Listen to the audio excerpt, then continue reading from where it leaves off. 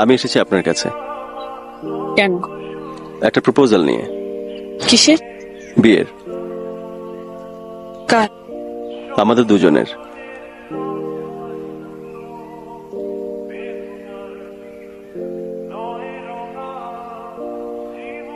আর কিছু?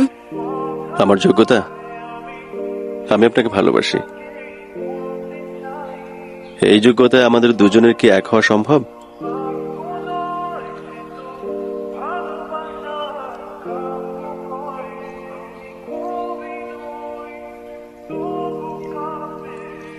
শুনুন,